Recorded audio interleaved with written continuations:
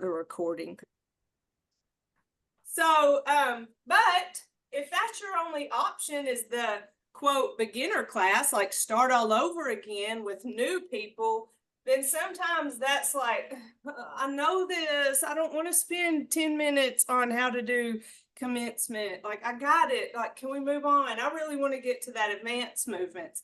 And so that's how I foresee this class is you may know the advanced movements. You may not have a lot of practice with them. You may can do them to the left really well, but when you get to doing them to the right, you feel like you have too many arms and legs and you don't know what to do with them. So this is just going to be a place for us to explore the principles more, to get more practice with our Tai Chi. As you know, we always start warming up our bodies. I hope it's warm where you are to give you a little bit relief from the cold, unless you just love cold. And then I hope it's cold where you are. But I'm not a fan of cold. I moved here from Kentucky because I do not like cold weather. I was born in the blizzard of 1978, and I think ever since I was a new baby that went from inside their mama's warm tummy to a blizzard, I think ever since day one, I have been mad when it gets cold. So that's my history with cold weather. Anywho, we're having some warmer weather here today, and so it's a nice relief. When it's warm outside, our muscles are warmer just by nature. And when it's cold outside, our muscles are cold. So when it's cold, you have to work a little bit harder to get your muscles warmed up. And then when it's warm, not so much. But still, it's important to work with warm muscles. It lessens the chance of injury. And hey, that's what we're going for. We're not trying to fall. We're not trying to be injured. What is this? Admin entered the waiting room. Who's the admin? Yeah, I know, maybe me. I think Who is it? I have having trouble getting on. Kim. Miss I Kim? think it was having yeah, I was trying to do it on my laptop, and I'm gonna have to get out of that and just do it on my tablet. Okay, well, let me see what happens when I admit admin. It just felt like, like the boss or something was coming to watch. Yeah, it was me because I was trying to, it won't let my laptop, my internet's not working right. And I was trying to get to the Gmail to click the link and it wasn't there, but it would pull up Zoom. Never mind. I'll figure it out. It's just Dr. Lamb, Jennifer. It's just Dr. Lamb. Don't mind. I'm saying, Dr. Lamb sees my YouTube page, he's gonna call me and be like, "Listen here, sister. I thought I liked you." He'll be Mr. Lamb up about you.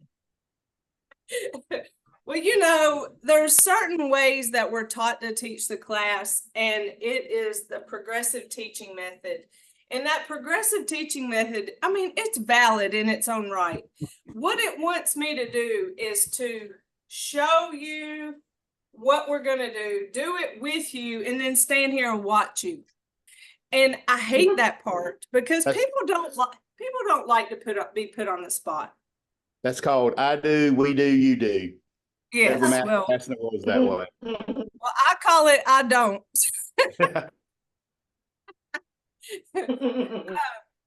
I keep my eyes on my participants to make sure they're safe.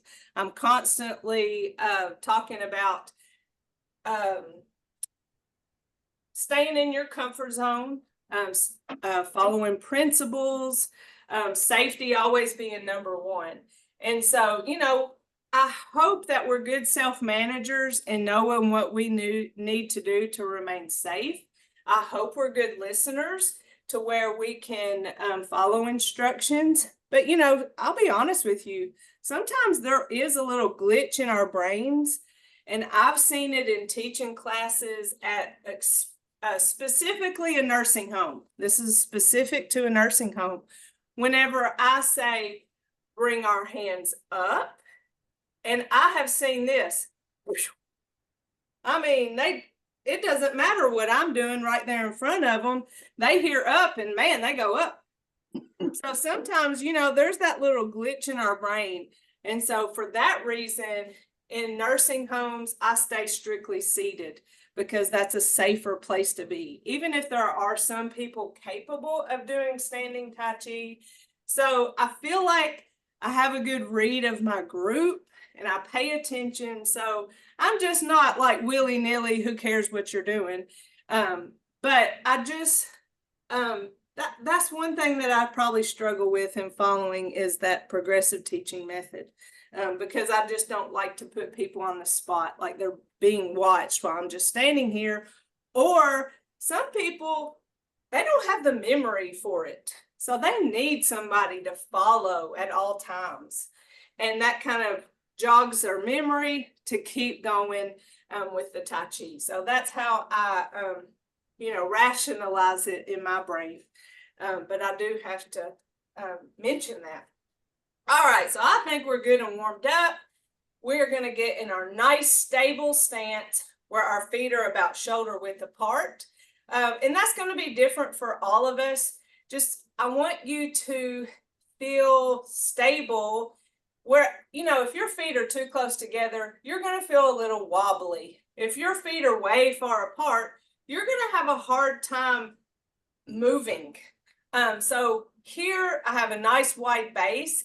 It's like a table. If all the legs of a table were real close together, the table would fall over. But they spread those tables apart and it's nice and stable. So it's the same concept. We're spreading our legs a little bit to give us a stable stance. We also have a nice soft bend in our knee, those song or those open joints. And with that, we're not locking our joint. And when we keep a soft bend in those knees, it allows that energy to flow in our bodies. And so that's what we're going for in the internal principle of our Tai Chi. We do the same thing with our elbows. Our elbows and knees are probably the ones we lock the most. Also thinking about upright posture. If you want to think about a string that pulls up and down at the same time, just nice straight back, but then our shoulders are relaxed. We're not holding any tension. And that's kind of a general stance that we have with our Tai Chi. So let's start with our warm-ups, of course, beginning with our neck. We bring our hands up, palms down, pull towards our chin and chest, push away from us, and follow those hands all the way down. I'm using words like pull and push because that lends itself to that gentle resistance principle that we know in Tai Chi. If I just were to say, bring our hands in, okay, you're going to do the movement right. That's no problem. But if you pull, doesn't that allow you to use gentle resistance? And then when you push away, then you use that gentle resistance. Again, keeping the soft bend in your elbow. Somewhere in there, breathe. Don't hold your breath. If you're doing deep breathing, great. But as long as we're breathing at our natural pace, that's what's most important, okay? Bring those hands up for our second neck stretch. We bring one to our hip and we follow this other hand as we look towards that shoulder. You don't have to go as far as you can go. Just go until you feel that nice stretch. Come back to center and go to the other side. You may find one side of your neck is a little more stiff than the other. Probably has something to do with how you slept. Or maybe you have been driving a lot. I know that's usually when my neck will get stiff. So we have to be aware when we're driving. So we kind of stiffen our whole body. Well, this gives us a chance to work on the mobility of our neck muscle so that we are better drivers, being able to look into the other lane. Make sure there's not a car there so that we can switch or we can back out of a spot in a parking lot. Now let's roll our shoulders. Small circles. I think about the size of a quarter, my circles being that small as I roll forward. That's a challenge for me. I like to go big. So then we'll roll our shoulders back second. That's a nice little massage we give ourselves. I do things in threes. Tried to research about why threes are such a big deal when it comes to Tai Chi. Seems like threes are Tao. mentioned a lot. The Say that Tao. again. The Tao. The um, Tao. Tao. The Tao. Okay. Everything 3, 6, 9. Okay. I don't It's a understand it, but that's what they do. It's a The perfect tri- number. I think about like the Father, Son, the Holy Ghost, like the Holy Trinity. I'm like, okay, all you had to say was Holy Trinity and we're good. We'll just think of Holy Trinity and God and perfection, or okay, 3 it is. But if we do 6, we'll be extra perfect, right? Yeah, it's universal through most cultures, the number 3. Okay, well, there we go. So, you know, if you ever like Google something, it's opening a what is it, a Pandora box? I love having educators on here. Y'all are smart. I love to get to learn things. So thank you. Y'all keep sharing. I'll be smart and I'll get to get off work early. Not really, but sounds good. So our next shoulder exercise, bring those palms up and then push those hands down. Another opportunity to practice gentle resistance. Just like we're moving through water, pushing, bring those hands up, pulling up and pushing down. A great time to practice breath. Inhale up and exhale down. Well, these are pull out movements you could do anytime to practice whatever principle. If you just want to focus on gentle resistance or if you wanted to focus on your diaphragmatic breathing. But it's a shoulder warm-up stretch. And all these stretches are intended to just increase the mobility of our major joints. So here we have our ball. We're going to stretch our spine vertically, separating the heavens and the earth. The hand on top will push down towards the ground. The other hand comes up, and I follow my spine to my head, turn it and push. Notice soft bend in my elbows. Here, this is probably the one movement where I see a lot of locking joints, but it's a spinal movement. It's not intended to stretch your arms. It's for your spine. And so I think sometimes you got to practice this move a little bit to actually get the stretch in your spine, because we're moving our arms and pushing our arms up and down. I think our brains just are trying to stretch our arms. So practice that movement and feel that stretch in your back. I like this one as a good morning stretch. You get out of bed and just give all those vertebrae in your back some breathing room. You know, as we get older, we settle like a house, so our spine settles too. Now come to our ball. We're going to take it on a ride side to side. Turn. And I think next week, whenever we do our warm-ups, I'll talk less. I just want to make sure everybody's on the same page with the pieces and parts of these movements. Here, our legs, our hips stay facing forward. We're not moving our arms are just going along for the ride. So it's a torso movement, and this is the same movement that's in waving hands and clouds. So several of our warm-up movements prepares us for our Tai Chi, and this is one that gets us ready for waving hands and clouds. Now, if you've ever heard of anybody talking about the Dantian, and it's somewhere behind inside of you from your belly button. There's some kind of 2-inch measurements up or down or in. Anyway, if you think about your core your core stomach muscles.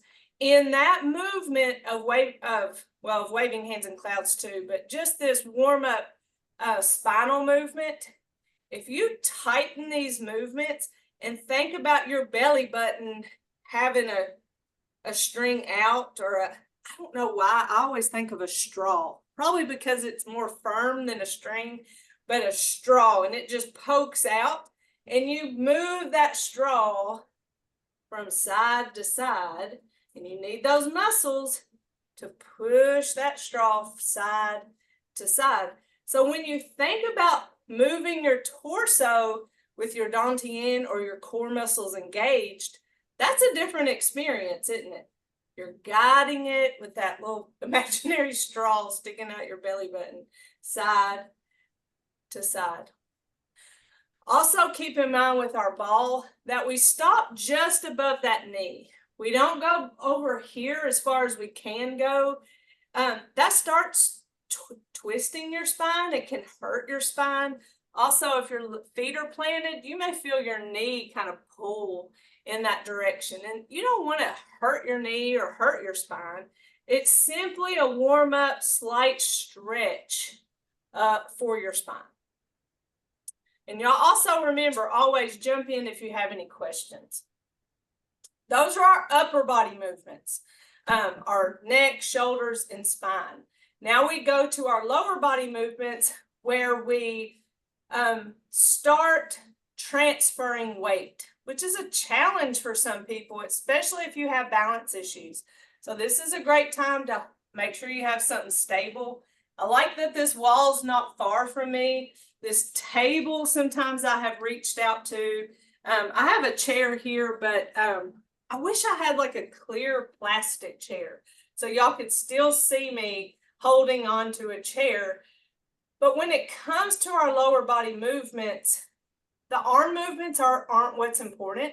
It's the lower body movements. So hold on to a chair, or even if you have it nearby, just in case. And that's if you have that fear of falling, or if you just don't have the muscle strength that holds you upright. So let's go shift our weight to one leg. It doesn't matter which. This is for our hip. We place our heel forward and our hands go back. We pause in the middle and toe back, hands forward. And you see it's like a kickstand. It's not straight back, it's out to the side, and that's more stable. To the center, heel forward, hands back, pause in the middle, and toe back, hands forward. I caught myself holding my breath, which is usually when I'll tell y'all, make sure y'all are breathing. Let's do one more. And you know, I have a hard time talking and counting to 3, so there are times I just keep going. Shift to the other side, heel forward, hands back. Or I usually know because my leg that's holding my weight is screaming at me, and it's like, hey lady, I don't want to do this anymore. Can that other leg have a turn? That's usually when I know I'm past 3.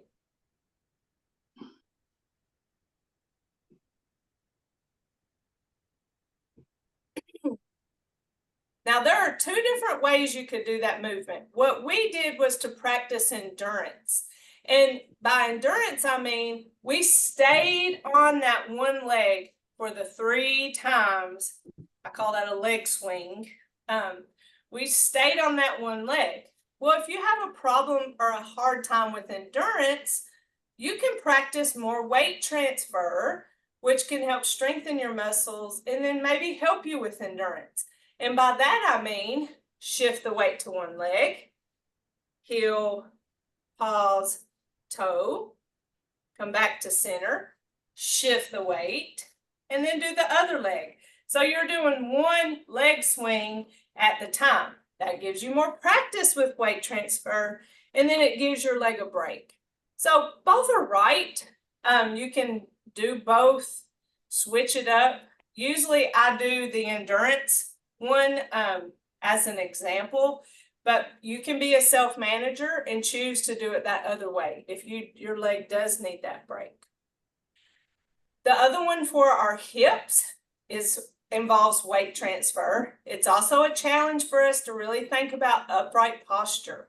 So we shift our weight to one leg and our hands are stacked and they go in the direction of the weight shift and they stop at the frame of our body. So there's a tendency to want to start going way out here and start leaning because it's ingrained in us that more is better. And so in Tai Chi, that's not true. So we stay upright, stay in our frame, shift the weight to one leg, and then tap the other one out. Bring it back, switch our hands, shift the weight, tap, and back. Shift. Check tension in your shoulders too. Anytime I raise my hands, with this type of movement, I tend to pull those shoulders up. So just do a body check, make sure you're not holding tension there or anywhere really, but that's, oh gosh, I tend to put it right to my shoulders. Shift and weight. Again, soft bend in my knee as I shift the weight to that leg. And last time. Now for our knees, we have our loose fist like an egg, like we're holding an egg we don't want to break.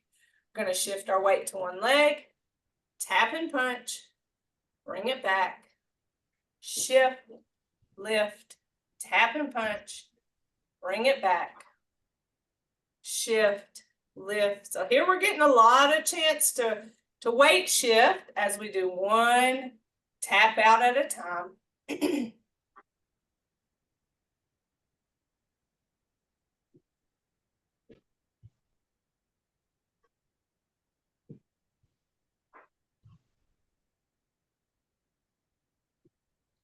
Take the opportunity to step out, just a small step. We shift the weight, step, heel, toe, keeping both feet flat on the floor. We shift the weight front and back, feet side by side. Shift, step, heel, toe, shift. Again, no leaning, keep that body upright. Check and make sure you're not squeezing your fist. It's a nice loose fist. We're not really going to punch anybody, even though we're placing that arm out, keeping the soft bend in our elbow. But because Tai Chi has a history in fighting, there are a lot of movements that do feel like a fight, especially in our advanced six. Heck, won't even call it parry punch. Now for our ankles. Shift the weight, heel toe, rocking that foot, working on the mobility of our ankle joint. Bring it back, shift the weight, heel toe.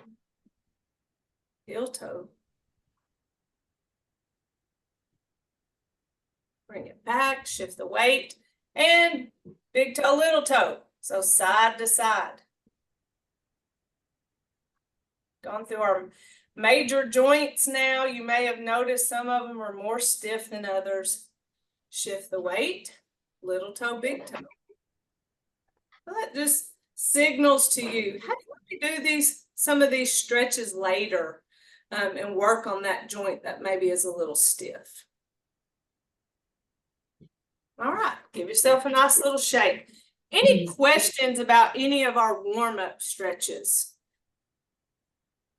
We feel like we're in a good place with that. We don't need a lot of explanations for those movements anymore, right?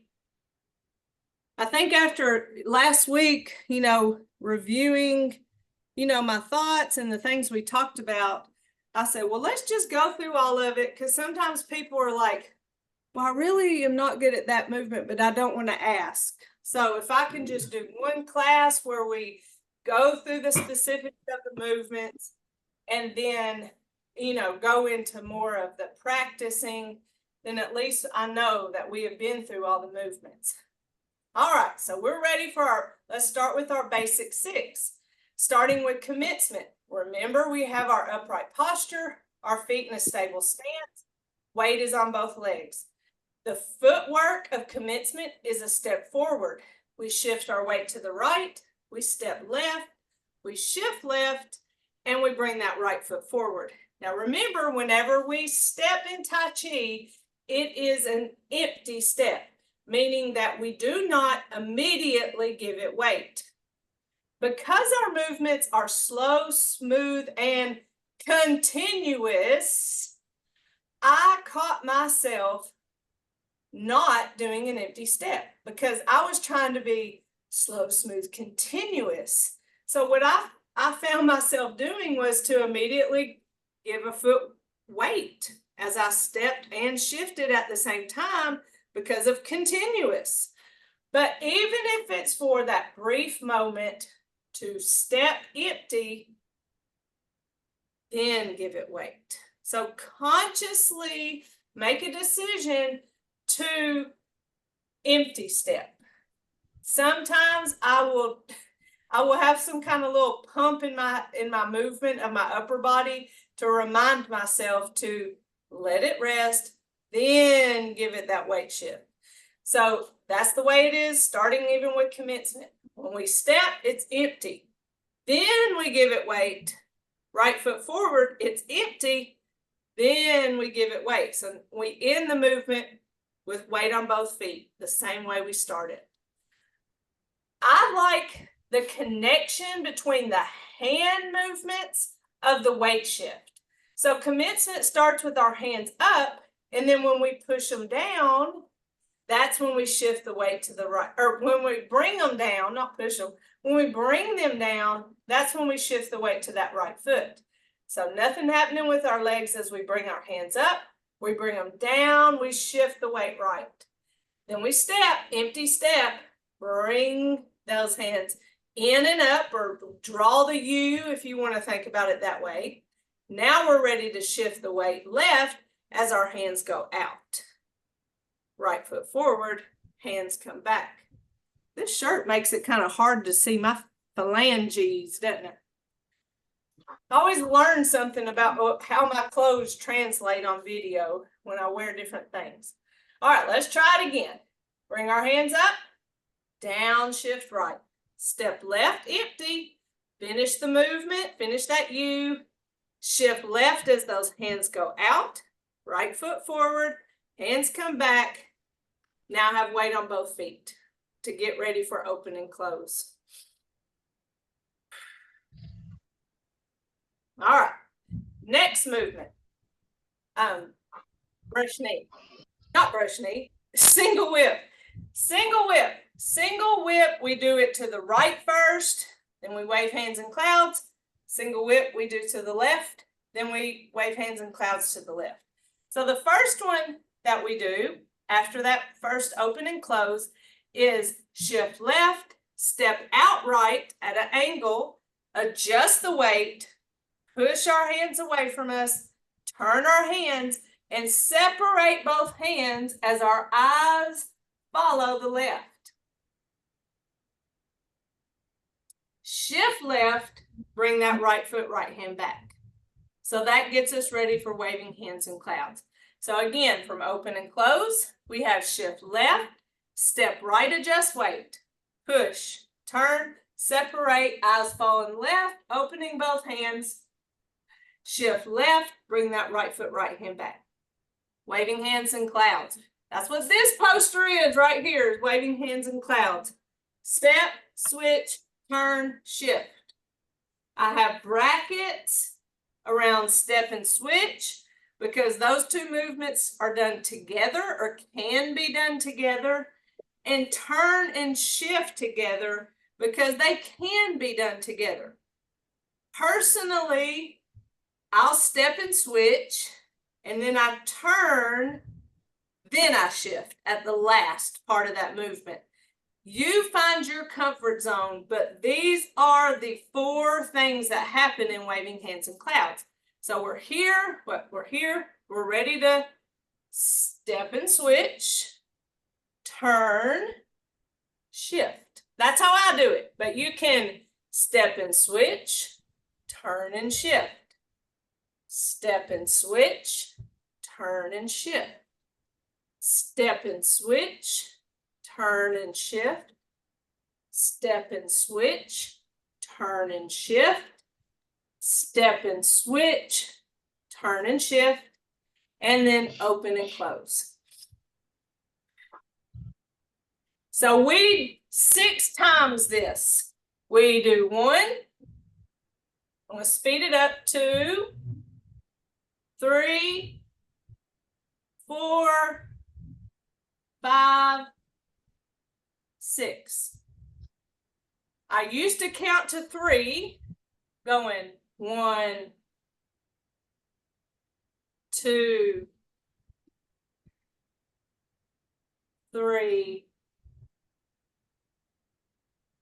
If that works for you, great. It did not work for me. 6 works for me. Otherwise, I didn't know if I was on 2 or 3. It just seemed like I always got lost. So 6 works for me. But that's how many times we do it. Is 6 steps. We're walking to the right, walking sideways, led by our right leg. Step out. And again, when we step out, it's an empty step. But when we step out, it's a little bit wider than hip width. After we shift and do that follow step or that step to the right, then we're back at hip width. Shift, step outside of hip width, shift, step right about hip width.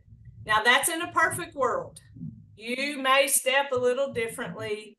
You may find you step a little closer. It's okay as long as you feel stable as you step. But that's a general rule as you step in waving hands and clouds.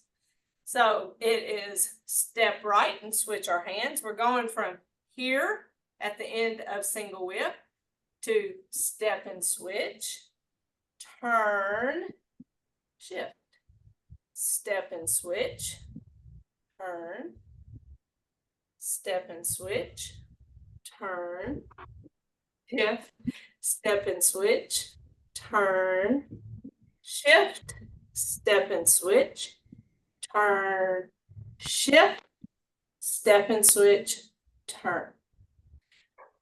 To the middle for open and close. And you saw how I got to that side, and I know I'm on my number 6. I know I'm going to waving hands and clouds. So I kind of act like there's a magnet in my hand, and I come over here, grab and pull to the front for open and close. So that's the transition that I use at the end of waving hands and clouds. And you may have a little bit different of a transition, but that's what you'll see. What I don't want you to do is skip that last turn. You know you're going back to the front, so don't stop in the front and give waving hands and clouds. Finish the turn, finish the movement, then come back to center for open and close. All right, then we have our single whip, waving hands and clouds to the left.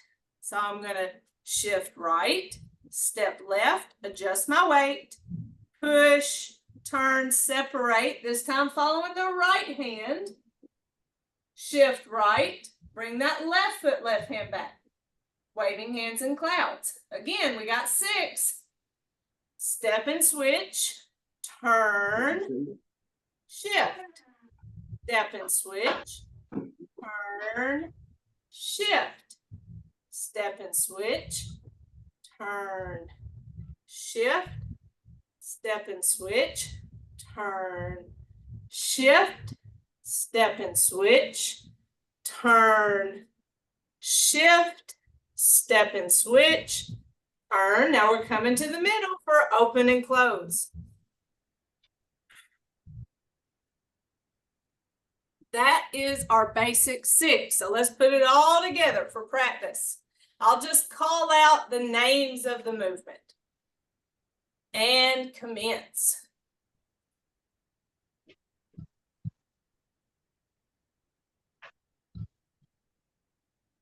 Open, close. Single whip.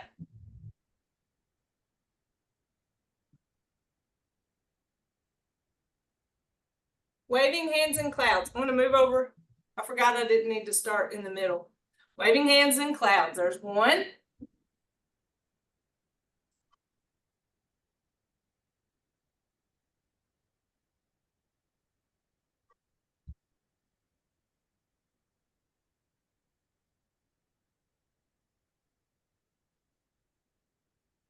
Off on my numbers, so excuse me if I'm doing it extra.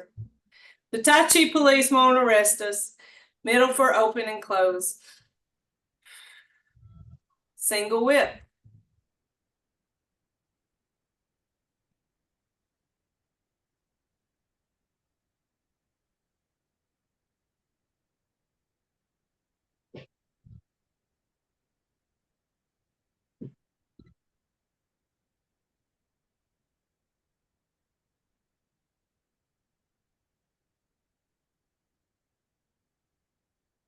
Open, close.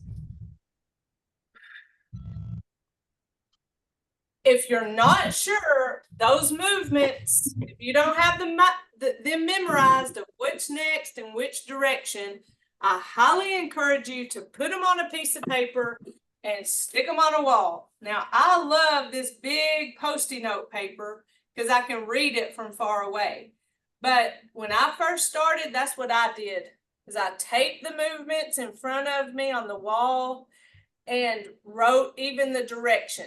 Like waving hands in clouds, right, you know, or I'm ready to get to brush knee because I keep bringing it up. But I wrote it on the wall and put it there and let it be my brain so that I could just do the movements.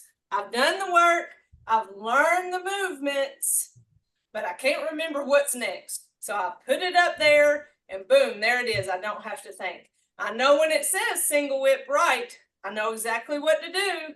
I know the movement, but thank you, piece of paper, for being my brain. And so that was what made a difference for me. So that's just a tip. Take it, don't take it. This right here will forever be in front of me, no matter how many times I do waving hands in clouds. I have it right here on this big poster so that y'all can see it, but it's right here. Taped right in front of me too on a smaller version. And what's written out next to it that's not on the big poster is step empty, switch, which means change hand, turn or wave, because it is called waving hands in clouds, shift, and then that says wait. I don't know what else we'd shift, but that's what's on my paper that lives always in front of me. Matter of fact, the sticky is almost wore off. One day I'll have to add a piece of tape. Okay. So the reason why I said wave, you know, I said it's waving hands in clouds. I used to say that as I was teaching is switch, wave. Well, when I think of wave, I think more of an arm movement. I think of wave. But when I think of turn, that lends itself to a torso turn, right? I turn my body. And the movement is a turn. Even if it's called waving hands in clouds, it's turn. And the hand goes along for the ride. So I'm not turning, I'm not moving my hand. I'm just putting my hand in a place, turning my body, and my hand's just going with it. Then I switch. This hand comes down like I were beating a drum. This hand comes up, and I always think of a sash, like you're a beauty queen, and this is your sash, because you're cross body, and then when you turn, it opens up.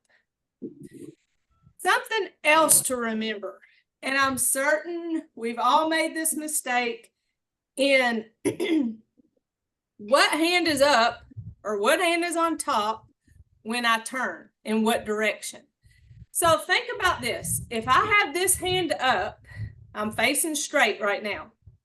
If I were to turn this way to my left, that feels kind of rude, doesn't it? I'm kind of closing myself off. If you don't want to talk to somebody, or if you want to not engage with them, what do? Turn your shoulder. So that's why that feels rude to me, to turn it that way. But if you turn it the correct way, which would be to the right, when your right hand is up cross body, you see that? You opened yourself up. So that's that message that we're trying to send, is we're opening ourselves up. We're not closing ourselves off. Same thing with our ball and our torso movement. So our hand is on top. That tells us the direction we're going. We're going that way. We open ourselves up. If we were to go the other way, see, I closed myself off. So doesn't that send a message? If somebody says to you, that sounds like a 3-year-old. That's what they would do. I don't like you. You're not my friend. But here, you're open. You may have never thought about it. You just did it the right way. But sometimes doing it the wrong way makes you understand that movement. That by closing off, it has a whole different feeling than opening. Switch.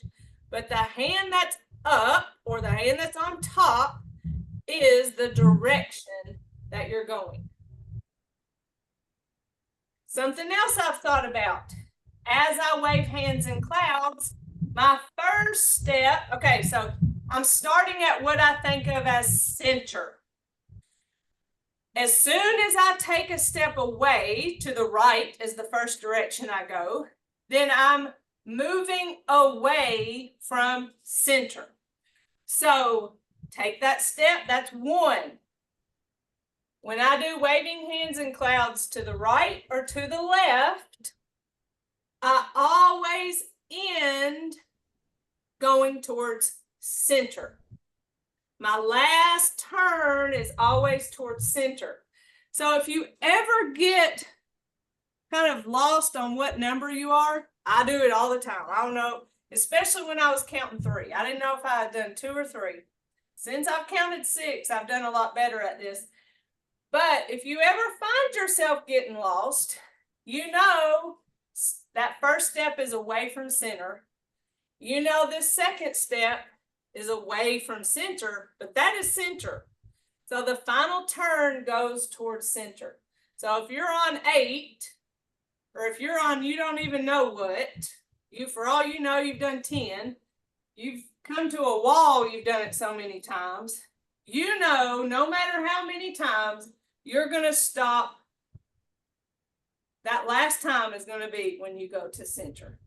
That's the same way when you go to the left. That first step, away from center. Center. Away from center. Center. So your last one is always center. Waving hands in clouds is one of those movements that is a pull out movement. And what I mean by that is, let's just say you feel a little bit anxious. Maybe you want to practice Tai Chi, but you don't want to go through all the movements. You just want to do a little bit of something. Waving hands is a great one to just pull out and wave hands in clouds, because you can practice so many of the principles with the pace of it being slow, smooth, continuous, your upright posture, and then there's so much weight transfer in waving hands in clouds. I had a girl in my class. She came with her grandmother just because she didn't have anywhere else to be. She was 20, I think she was 20 years old when she started and had a birthday in the class. She was in college and she was so anxious all the time. When it came to her homework, she would just get so anxious. And what she started doing, and she came up with this idea, I didn't, but I tell it to maybe help somebody else. When she would get anxious and overwhelmed, she would stop and she would wave hands in clouds until she hit a wall. She would breathe, shift weight, slow, smooth, continuous, till she hit the wall, and then she would go back in the other direction. And every time it helped her calm down.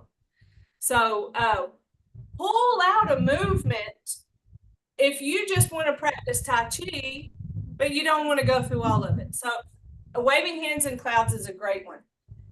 Open and close is a great one to practice that breathing. Also to practice gentle resistance as you, like you're pulling an accordion and pushing an accordion. And you can do that seated. You can't really do waving hands in clouds in public without somebody noticing. You could be in a chair, have your hands relaxed, facing each other, nonchalantly open and close, and nobody may notice that you're practicing Tai Chi, practicing that breath. Anytime you're practicing breath, it can help calm you. Advanced movements. Yay, I get to finally get to my brush knee. So I'm going to go through these movements and then we'll cool down. Brush knee. So I'm going to talk you through it. Remember, I'm going to get to the right side. In advanced movements, we start and go to the left, come back to center with an open and close, and then we do them to the right. So that's the balanced nature of our Tai Chi movements. Other than commencement, we do everything to one side and we do it to the other side. So brush knee, shift left, right toe in and reach, shift right, separate, prepare, step, bring this right around, shift as I push and follow step right. Play the loop, step back right, turn hands, shift as they pass, and when I get to this elbow, I follow step. Parry punch, step and flip, shift and parry. Step and flip, shift and parry. Step and guard. You see my right hand came back here and get those flowers out my back pocket. Shift, deliver, and follow step. Block and close. Step back, separate hands, shift to my hips, follow step. Push the tiger, step, shift as I push, follow step to the front, step, shift, step, hands face, open and close. To the right, shift left, right toe in and reach, shift right, separate, prepare. Step, bring this left hand around, push, and as I shift, follow step left. Play the loop. Step back, turn hands, shift as they pass, and when I get to that elbow, follow step. Parry punch, step and flip, shift and parry. Step and flip, shift and parry. Step and guard, shift, deliver, follow step. Block and close. Step back, release hands, shift as I come to my hips, and follow step. Push the tiger. Step, shift as I push, follow step to the front. Step, shift, step, adjust weight, hands face, open and close. And close it out. That's our advanced movements. And we'll talk more about those next week, especially in terms of the gentle resistance wording in brush knee, for instance. When I very first started, here's what I would think of. My hands are facing from open and close. And when that first movement with our hand, that movement there. I thought of it as dominoes. Here, dominoes, and the dominoes fall boom, like that. And so what I would verbalize was lay hands. Now, is that wrong? No, it's not wrong. Both ways, lay hands. I'm laying this hand forward. I'm laying this hand over, protecting my elbow. Lay hands. There's a softness to lay hands.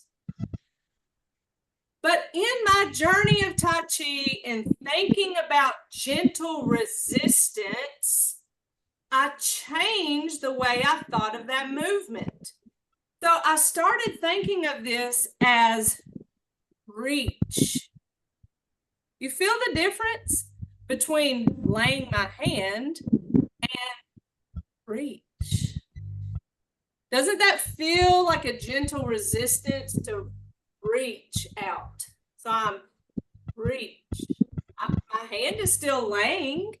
My hand is still protecting my elbow, because remember, we're in the fight that we're never going to have. And in the fight we're never going to have, we protect ourselves. We protect our joints, and protecting that elbow is part of that. So that is a non-negotiable, to protect the elbow. But what I can do is change the way I think about that other hand and just laying it out there, or reach. Same thing with that second part of brush knee is, okay, shift, reach. Now, when I bring this back, I bring it comes by my ear, and then I move it that way, right? I'm trying not to say the word push. When I first started doing it, it's because I'm a baseball mom and my son is a pitcher. I'm not a pitcher, so don't judge me in my pitching, because I'm not one. My son would say that is not how you pitch, and he would be correct. But what I would say is throw the pitch. Throw the pitch. Well, I know this is where my brain went. If you're right or left-handed, one of these ways will be easier for you. If you're right-handed, you're going to go to the left easier, because that is how you would throw a ball. If you're left-handed, you're going to find going to the right easier, because that's how you would throw a ball. So if you feel a little resistance in your body to one side or the other, ask yourself, are you right or left-handed? And that could be why. That doesn't really matter. It's just something I've come across after all these years of teaching. But the difference between throw the pitch and what I say now is push, push, which is what I was doing anyway. I was going through the motion of push, but I wasn't saying push. And so doesn't push lend itself to gentle resistance? So read, push. So that's a way, just changing the words you say as you go through the movement can help you practice gentle resistance with the movements. You know, you think about play the lute and pulling and pushing. Same thing with parry punch. We're pulling and we're pushing, pulling and pushing. Here, and we're deliver, block and close, push. So just the words can help us incorporate our principle. And we'll talk more about that next time, because I'll be dog if an hour hadn't passed. Let's cool down. We always do that by giving ourselves a nice little fist massage. You're in control of the pressure that you put into your punch, but it's intended to be very light. You're in control of how high you bring those knees, how comfortable you are in that movement. It's just a nice way to tell our legs thank you. Because our legs, oh, they work so hard to bring us around and in Tai Chi, do all that weight transfer that we ask it to. Because when we slow down and transfer weight, it's different than if we were to just shift weight fast. We work those muscles differently. So that's just saying thank you to our legs. Now we're going to intentionally tense our muscles. We're going to gather that tension and then let it go. Doesn't that feel so much nicer to let it go? We don't want to live with tension, and we do want to live without it. Tension can cause pain, and we don't want it. One more time. Gather, release. Big shoulder circle. Inhale up, exhale down. Inhale up.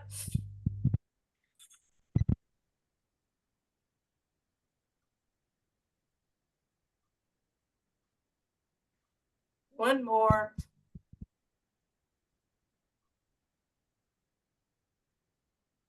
And to end our class, we always have our right fist still loose, still holding that egg we don't want to break. That represents our strength. Our left hand, our fingers are together, representing our friendship. Our thumb, excuse me, our thumb bends in. That represents our humility. It's not really bent in, it's just in. Whatever's comfortable for you. Strength, friendship, and humility. We put those together, and in mutual respect, we say, Namaste. So thank y'all. How was today? Very good. Good stuff? Okay. Well, I've acknowledged to y'all that I've never done this before. I've only taught the beginner class 563 times. So to be able to push all, the same movements further, I'm really excited about, but I'm kind of figuring out how to do it. So thank y'all for being my guinea pigs. I'll send you a prize in the end. Jennifer, would it be okay to invite someone else who got trained? I don't think you met her, Shatiba. Yeah, absolutely. Yeah, it's okay. It's a great place for practice. I feel like this is just us who know what we're doing, and we just want to kind of ask questions to each other. I want it to be a safe place where you feel comfortable saying the things that you're just wondering, and how to make your Tai Chi better. So whoever needs that, come. Okay, awesome. And I'll be emailing you, Amy. I'm going to send you one of those registration forms. Oh, I was going to say, if there's something you need me to fill out, I'm happy to do that. If she's going to come, let me know and I can send it to her too. Yes, I'll send you her email. So go ahead. I was going to say, we're about to do a seated class, and we could really use some more guidance. Okay, very good. Happy to help. All right, so I'll stop the recording, and when I end the class,